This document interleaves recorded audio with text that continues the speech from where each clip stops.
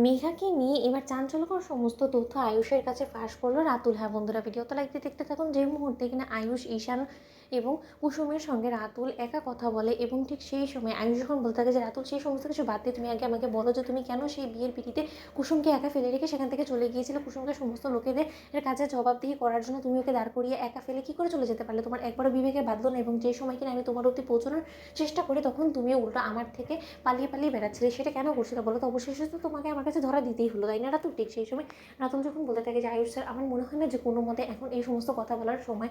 এখন মূলত যেটা আমার কাছে সবথেকে বেশি প্রাধান্য পাচ্ছে সেটা হলো গিয়ে আপনার লাইফ রীতিমতো দাওয়ে লেগে আছে এবং ইন্দ্রাণী ম্যাম যাকে কিনা আপনার জীবনসঙ্গিনী হিসেবে বেছে নিয়েছে, যাকে কিনা আপনার যোগ্য বলে মনে করছে, সে কোনোভাবে এই পরিবার এবং আপনার জন্য যোগ্য নয়।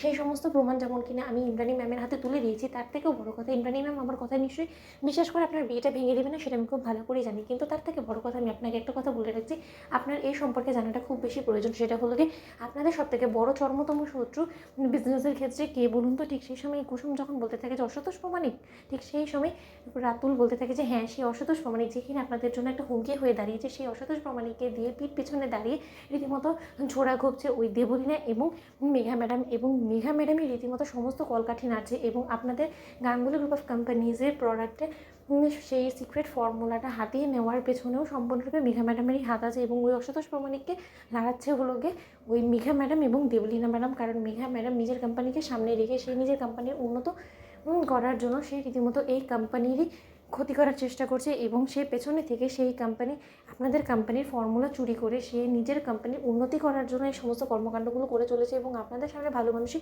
চেহারাটা পড়ে আছে বিধে আপনারা এখনও পর্যন্ত তাকে বুঝে উঠতে পারছেন না। আপনি প্রতি পদে পদে ধোকা খাবেন। এই মেঘা ম্যাডামকে যদি আপনি একবার বিয়ে করেন এবং আপনার লাইফটা হেল হবে তার সাথে সাথে আপনার গোটা পরিবারটা উচ্ছন্নে চলে যাবে। এবং আমি যে খুব একটা কথাগুলো ভুল বলছি না, সেটার জলজান্ত প্রমাণ কিন্তু স্বয়ং কুসুম। এবং কুসুম সমস্ত কিছু জেনেও ও পেটে কুলু পেটে রয়েছে, ও কোনো মতে কিছু বলতে চাইছে না। তার কারণ একটাই, কারণ কুসুম কোনো মতে চায় না যে ওর দেবীমা মুখ থবড়ে পড়ে যাক, ওর দেবীমা লজ্জায় মাথা হেট হয়ে যাক। তাই তো কুসুম ঠিক সেই সময় মেঘা সম্পর্কে যখন কিনা আয়ুষ কুসুমকে জিজ্ঞেস করতে থাকে যে কুসুম যে কথাগুলো বলছে রাতুল সেটা কি আদৌ সত্য? অন্যদিকে কুসুম যখন বলতে থাকে যে হ্যাঁ ছোটো সাহেব, আমি আপনাকে বলছি যে মেঘা ম্যাডাম যতটা ভালো মানুষ আমাদের চোখের সামনে দেখায়, সে আসলে মূলত এতটা ভালো মানুষ নয়। এবং ঈশান সাহেবের সেদিন পেন ড্রাইভ ফাঁকা করে দেওয়ার প্ল্যানটাও আমার ছিল, কিন্তু সেই সময় আমি কোনো মতে এটা বুঝতে পারিনি যে আজকে ওই শিখার পাতা ফাঁদে ঈশান সাহেব এরকমভাবে পা দিয়ে দেবে। এবং আজকে সেই ফাঁকা পেন ড্রাইভটা পাওয়া মাত্র অসন্তোষ প্রমাণিক এতটা ক্ষুব্ধ হয়ে অনুশ্রীকে এরকম করে কিডন্যাপ করবে। এবং অনুশ্রী কিডন্যাপিং সম্পর্কে আমার যদি কোনো রকম কোনো ধারণা থাকতো তাহলে হয়তো বা কোনো মতেই আমি